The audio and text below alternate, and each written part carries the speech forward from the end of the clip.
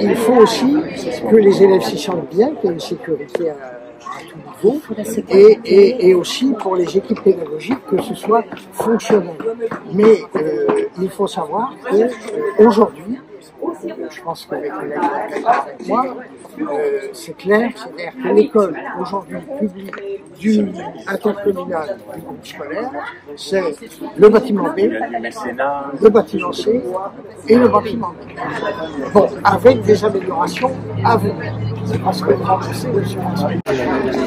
Enfin bref, ce bâtiment. Quand je suis venu voir les enseignants au départ, il y avait un certain nombre là-bas, et l'idée de la rentrée, c'est de créer une cohérence. La cohérence, voilà, pour moi, parce que moi, je faisais ma rentrée cette année, donc c'était juste avant. Et de se dire, ça dérangeait en termes de garderie, il y avait des enseignants, et là, on est fait dans des bâtiments en travaux, et pour éviter de se dire, est-ce que c'est des bâtiments d'école, pas école, en bas âge, pas en bas âge, de se dire, on comprend sur notre année pour laisser ce temps-là. Avec comme deuxième engagement qu'il n'y ait pas de changement en cours d'année, pour pas qu'il y ait auprès des équipes enseignantes une insécurité, des choses comme ça, des choses qu'on avait acceptées, qui avaient posé problème, et un stress naissant qui empêche cette discussion. C'est pour ça que vous avez accepté qu'on change la garderie de place, qu'on immobilise ce bâtiment-là pour l'année, de façon à avoir les maternelles, d'avoir une lecture lisible pour les parents et pour tous ceux qui viennent. C'était notre objectif à court terme, puisqu'on a eu qu'une heure pour préparer. Parce qu'il y a quand même des améliorations, il y a quand même des améliorations à l'école, de sécurité, d'espace, de tranquillité pour les enfants. Et c'est vrai que là, moi, je rebondis sur ce que vous avez dit, ce qui est important, c'est la discussion, l'échange avec les parents aussi, les parents de l'école, les représentants de parents et le conseil d'école, la FCPE, la préfecture, les maires, et que les demandes soient entendues. Voilà, parce que c'est vrai que l'impression, c'est qu'il y a des demandes depuis des années, que ça bloque. Et puis, quand on est très content de vous voir aujourd'hui, que vous soyez là, et voilà, parce que ça montre que ce dialogue, il existe, il est possible. Et puis, ce que nous avons et que l'école va pouvoir avancer. avec nos collègues, tout ce qui sera officiel des réunions du syndicat du groupe scolaire, c'est comme un conseil municipal, ce sera public, c'est-à-dire que les comptes rendus seront également consultables par tous les parents, par tout le monde, etc. Ce qui devrait déjà être le cas. Non, mais je parle de maintenant et à venir. C'est-à-dire qu'on est dans les On est là pour regarder. On est là pour l'avenir, pour résoudre les problèmes. On est là pour résoudre et faire avancer l'école. Et je suis sûr, et on en est conscient tous les collègues, on en a parlé ensemble, l'école a de beaux jours. Même cette école, il y a de beaux jours, et c'est une école importante du bassin, puisque c'est la seule école publique de Je suis ravie de l'entendre, ça fait des années qu'on le crie haut et fort. Oui, je le dis devant la presse, Je suis très heureuse de l'entendre. je l'ai toujours dit, Voilà. Ça me fait Faciliter l'accès des familles à l'école publique. On a le droit de faire le choix de l'école publique. entièrement d'accord. Les familles sont libres, mais il faut qu'il y ait une belle école publique qui fonctionne sur le bassin. Voilà. Ah oui, tout à fait. Voilà. Enfin, je ne sais pas ce que vous en pensez, on discute. Derrière, il y a plein de questions. Derrière, il y a plein de questions en fait. Il y a les travaux dans l'école, il y a la sécurité, il y a les transports scolaires, il y a le périscolaire, il y a les tarifs du périscolaire. Il y a vraiment beaucoup de questions que les parents. Alors, bien, oui, c'est ça. Alors, c'est-à-dire des chantiers à mener. Il faut avancer Les uns derrière les autres. Est-ce qu'elle marche, parce que si on prend cette part d'initiative, on peut tomber, on peut se Oui, tout à fait, mais c'est pour ça que ça serait important de le voyer avec le conseil local. Donc, effectivement, ils ont pu ressourcer beaucoup de choses de ce genre. Ça serait bien de discuter avec eux parce que, effectivement, ils ont ces billes-là, ils peuvent dire, ben voilà, il y a certains parents sur lesquels ça donne un petit peu d'inégalité. Comment on peut faire pour arranger les choses? Mais ce qu'il faut surtout retenir, je pense, les collègues vont sans doute d'accord avec moi, parce qu'on en a déjà échangé. Ce qu'il faut surtout retenir, c'est que l'école a une importance, l'école publique a une importance sur le bassin, que les échanges sont possibles, tout à fait ouverts avec les parents, avec l'équipe éducative, avec l'inspection évidemment académique, parce que c'est elle aussi qui a le savoir et savoir-faire aussi et les besoins de l'avenir de cette école et de la sécurité. Mais il faut aussi prendre en compte que nous ne pourrons pas tout faire du jour au lendemain. Parce que nous, dans nos communes, nos finances sont également tendues. Donc, nous mettrons l'accent, dans un premier temps, sur la sécurité des élèves, des enfants dans cette école. Ça, c'est, nous avons échangé avec monsieur l'inspecteur de l'académie. Première chose, la sécurité. Ensuite, qu'il y ait, que les enfants se sentent à l'aise et s'y sentent bien pour travailler dans des bonnes conditions pédagogiques et éducatives. Ça, ce sera ça, notre cheval de bataille. Mais ça se fera sur un plan pluriannuel d'investissement sur un certain temps. Non, mais on est entièrement d'accord. Le fruit de nos échanges, Mais tout le monde est conscient qu'effectivement, les finances, c'est le nerf de la guerre. Hein, oui. Évidemment, hein. Un budget, c'est comme un budget famille. Hein, voilà. Ouais. Vous avez là la coprésidente Adeline Cadoré et Joël Coursa, qui est la présidente départementale. Exactement. Voilà. Oui, alors le président national qui est impressionné, hein, il y a une forte mobilisation sur l'école de Malestra. Je suis venu soutenir mes collègues militants de la FCPE sur le terrain. On sait que on fait cette année une rentrée un peu compliquée parce que il manque 3 000 enseignants en France sur le jour de la rentrée, c'est pas rien. 3 000, c'est beaucoup. Pas mal les trois. Non, mais j'ai voulu, sur le secteur au nom de la FCPE, venir dans les territoires ruraux pour me rendre compte de moi-même. On était dans l'Orne hier, demain on sera dans la Creuse. Voilà, c'est de voir aussi comment dans les territoires ruraux on accueille des enfants dans les meilleures conditions. J'ai cru comprendre que là il y avait vraiment quelque chose qui était inégal. Je ne sais pas comment vous allez pouvoir le gérer entre les écoles privées.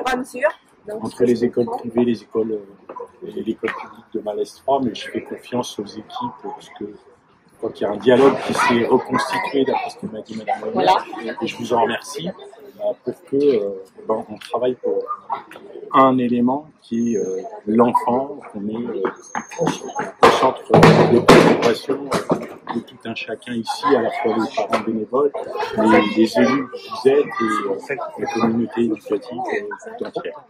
Voilà, je suis venu au moins emmener ce message-là et la FCPE nationale aussi alerter le Conseil supérieur de l'éducation qui aura lieu jeudi et qui se réunit de manière très très régulière, on porte justement les difficultés que vous avez rencontrées de l'ensemble des territoires.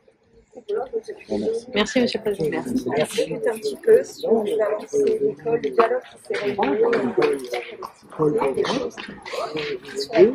Nous sommes dans une optique avec mes collègues qui sont ici, mais les autres aussi qui sont absents. Nous sommes dans une optique de construction positive pour que cette école puisse avoir plus d'élèves dans les années à venir. Nous le souhaitons, bien qu'il y ait une démographie nationale, mais qu'il y ait des élèves, que ça se passe bien et que tout le monde soit positif et constructif. Voilà. Madame la Présidente aussi, départementale, vous êtes la bienvenue. Merci, j'ai bien l'intention de venir et je reviendrai régulièrement, je pense, à l'école. Et monsieur on viendra voir les progrès l'an prochain à nouveau. Qui est nouveau sur le secteur, et avec qui nous avons échangé, et ça se passe bien. Et nous sommes persuadés, avec mes collègues, que ça ira de plus en plus dans ce sens. Et c'est important. Parce que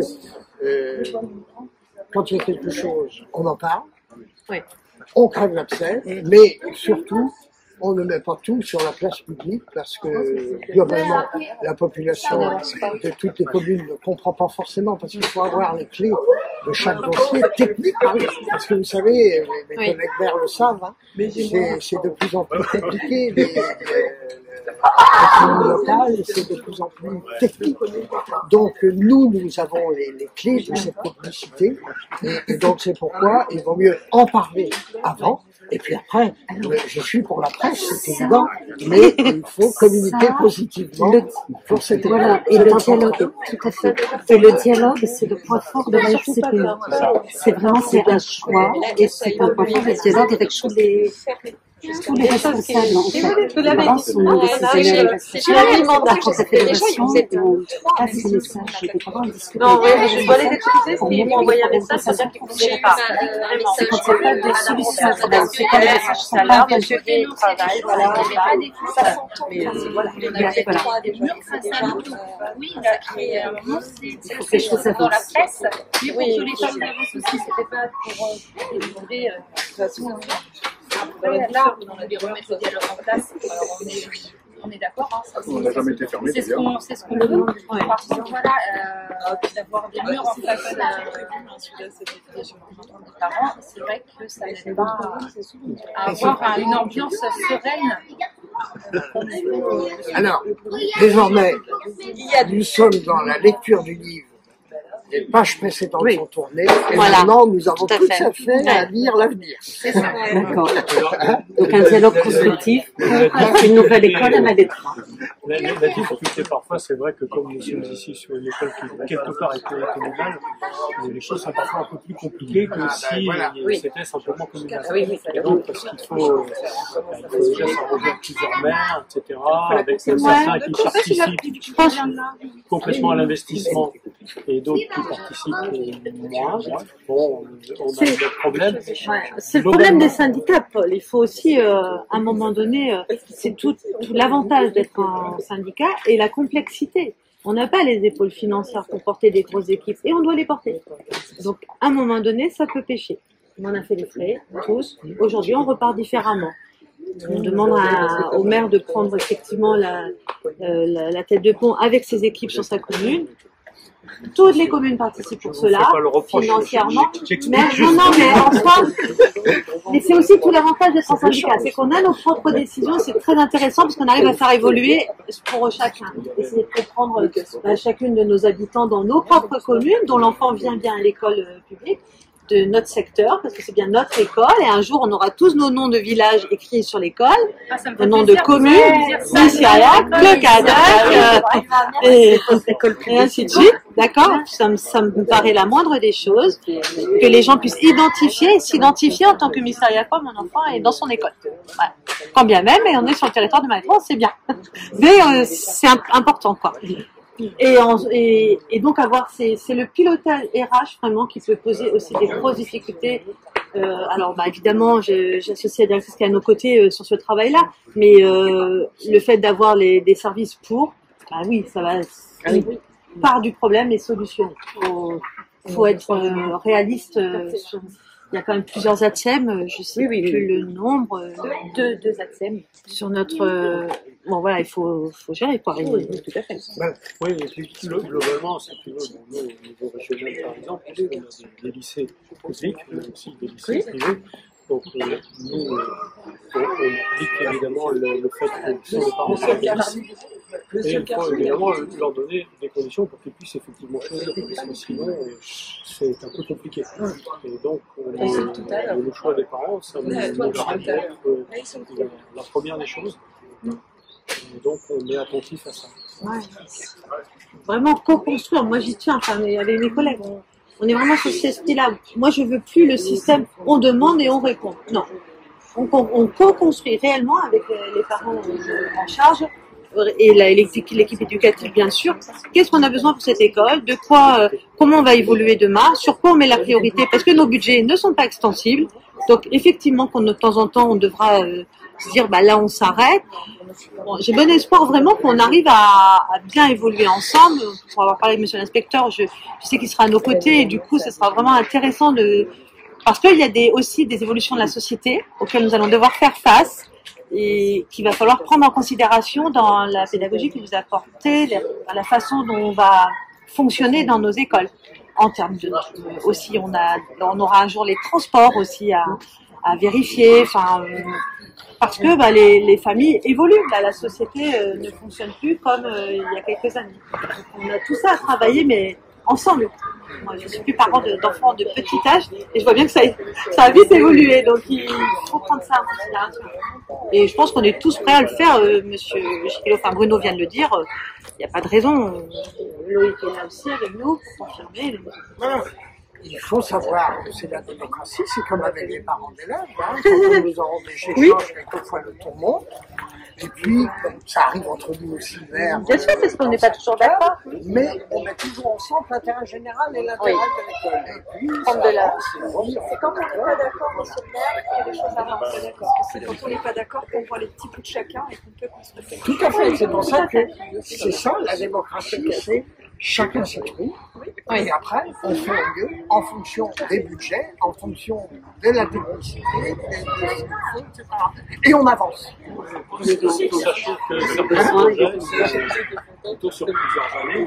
Oui. Ça dépend en fait de l'investissement. Mais effectivement, on fait des investissements sur 3 ans. Je l'ai foutu dehors. Ça se fait pas comme ça.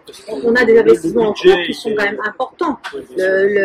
Tout l'ensemble des nouvelles classes, il est en cours. C'est sûrement le dernier, mais il n'est pas.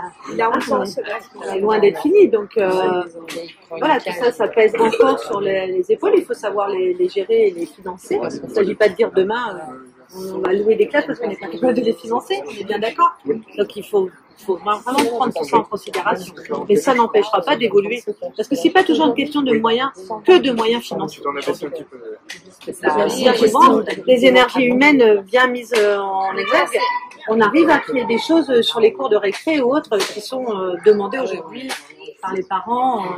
Voilà, changer les choses. Qui a été reproché qu'on ne pouvait pas faire de travaux parce qu'il y avait le nouveau bâtiment à rembourser, mais on ne peut pas non plus se contenter d'un bâtiment à rembourser alors qu'il y a des choses à faire aussi. Voilà, ça c'est le passé, ça c'est dans les pages qu'on oublie, mais ça permettait des choses. Pas qu'on oublie, mais qu'on met de côté, on le sait, qu'on espère que ça ne revienne pas. On l'espère, ça ne revienne pas. Moi je suis optimiste, je vois toujours le verre à moitié plein. Donc j'y crois vraiment à... Et puis ce qu'il faut surtout dans l'avenir, c'est qu'il y ait une cohérence sur les investissements à venir. C'est-à-dire sur ce plan pluriannuel d'investissement, il faut une cohérence. C'est-à-dire sur la globalité, puisqu'on sait qu'aujourd'hui l'école c'est bâtiment B, bâtiment C, bâtiment D, avec la cour et ses dépendances, il faut une cohérence. Il y a aussi le restaurant scolaire qu'il faudra prendre en considération. Donc toute cette cohérence-là avec le plan pluriannuel d'investissement, ça se fera peut-être en 5 ans, 6 ans, mais il faut avoir des perspectives d'avenir. Ça, c'est important. Et puis je rajoute aussi une chose que moi je tiens aussi à remercier l'ensemble de mes services, les services techniques de la ville et les services administratifs, parce que je leur ai apporté une surcharge de travail. Il y a déjà beaucoup de travail à Malétroit, mais ils ont une surcharge et ils sont dans de bonnes conditions et dans de bonnes dispositions. Et la rentrée avec l'équipe éducative, avec l'inspecteur, etc. Et les parents s'est bien passé. Donc je suis venu à 8h. Oui. Après, j'avais un rendez-vous chez moi. J'ai vu les parents et il y avait une bonne ambiance qui régnait ici dans cette quel progrès par rapport à l'année dernière. Alors, ce que je vais dire quand même, c'est qu'on est très content d'entendre tout ça et cette histoire d'investissement pluriannuel pour une nouvelle école, en fait. Repenser l'école de Malétroit pour qu'elle soit la meilleure possible, la plus adaptée possible aux enfants qui se présentent. Après, il y a toujours aussi des travaux d'urgence qu'il faut prévoir. Il y a des questions de sécurité. Alors, j'espère que vous avez fait le tour dans toute la liste de l'année dernière qu'elle a pu être réglée. Mais voilà, il faut quand même, parce que là, il y a une urgence pour les enfants. 3 ans, c'est énorme quand on est petit. 4 ans, c'est quasiment toute la scolarité à l'école. Donc c'est très important. Et là, on peut voir aussi ici, c'est qu'on voit que l'école, elle est prises maintenant les prises en considération, avec les problèmes qu'on se résout, et que les parents vont voir ce qui va et ce qui ne va pas. C'est pas eux qui décident. Moi, je vous donne un exemple responsables non plus. Mais ils vont pouvoir vous donner des informations de ce qui est vécu. Vous avez raison, la sécurité c'est important pour les enfants et pour les parents qui sachent qu'ils soient tranquilles, leurs enfants sont entre de bonnes mains, entre l'équipe et dans des locaux sécurisés. Ça c'est important. Et je comprends pour tout le monde. Moi, je vais vous donner un exemple. Alors, Adeline, tu restes FCPE, Oui, mais non, tu mais là, parles je maman de l'école. Quand vous avez annoncé les premiers travaux il y a 4 ans, ma petite dernière était en petite section, elle commence à l'école. On va lancer CE1 aujourd'hui. Dans 3-4 ans, quand il y aura des travaux faits, elle quitte l'école. Donc elle aura passé sa scolarité entière à Paul Gauguin, sous le feu des travaux qui auront lieu pour pas de des mois. Donc elle va vraiment prendre le package entre le début de sa scolarité et la fin. J'espère qu'il y aura quand même une avancée. Vous me regardez quand vous dites que vous avez annoncé. Alors, c'est pas moi qui l'ai annoncé. C'est le voilà. Non, mais c'est vous, c'est le syndicat. Et voilà, c'est ça, c'est pour ça que je rectifie. Dans notre esprit, c'est pour les syndicats.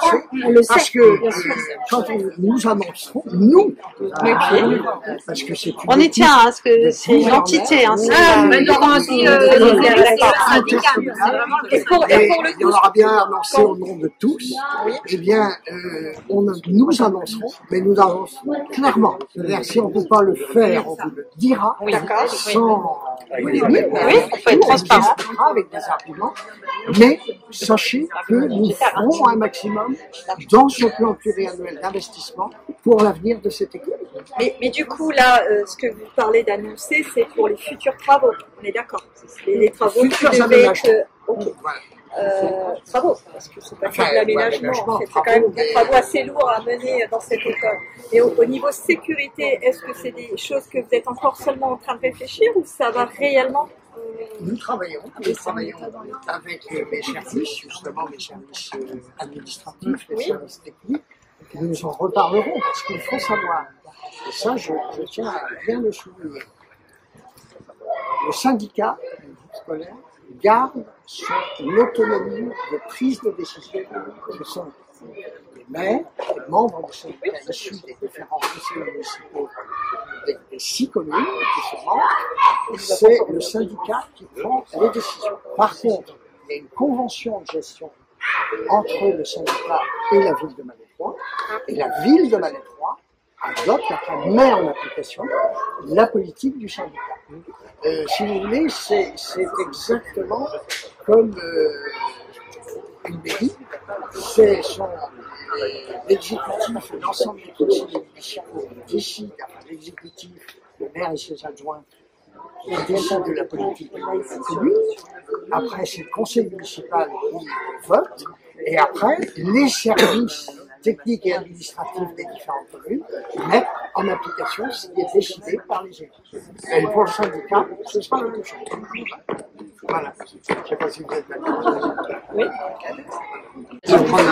Non, moi, ce que je voulais insister, c'est qu'on parle de dialogue apaisé, on parle de dialogue. Nous, la seule instance qu'on a au niveau éducation nationale, c'est le conseil d'école. Oui. On a envie que ça soit un espace de dialogue. Mais pour que ça soit un espace de dialogue, il va falloir qu'on instaure des règles assez claires pour protéger les représentants du conseil syndical qui viennent, protéger les enseignants, les parents, d'une transparence en amont du conseil. Ça veut dire que, ce que j'ai demandé à Mme Rosé, c'est que toutes les questions qui sont traitées en conseil d'école devront être envoyées aux uns et aux autres, que ce soit de la part du conseil syndical, de la part du représentant de parents d'élèves, de façon à ce que ce jour-là, on puisse avoir des vraies décisions avec les vrais arguments pour éviter de se dire on n'a pas les réponses. Concrètement, c'est envoyer les questions qu'on souhaite voir poser en conseil d'école. Une semaine à l'avance. Une semaine à l'avance. De façon à ce qu'elles puissent être traitées, préparées et qu'on arrive à un vrai dialogue au jour du conseil d'école. C'est la pratique. Il me semble que c'est ce que vous faisiez, ce que faisaient les parents FCPE. Transmettait, et moi je retransmettais. Alors est-ce qu'on et vous retransmettiez à l'ensemble des conseils d'école, des membres du conseil d'école? Est-ce qu'il faudrait que les questions diverses soient envoyées directement à tous les membres du conseil d'école. Moi, je transmettais au syndicat, enfin intercommunal. Donc, tous les membres du conseil d'école avaient des questions. Oui, et la directrice retransmet à l'ensemble de tous. Voilà. De la même façon, si le conseil syndical a envie de poser un sujet lors d'un conseil d'école, il doit prévenir les parents pour que les parents. Sinon, on arrive à un dialogue de sourds, et puis tout le monde ressort énervé. Donc nous, les éducations nationales, c'est vraiment ce qu'on peut proposer pour un dialogue apaisé. D'accord. Alors côté FCPE, c'est dans les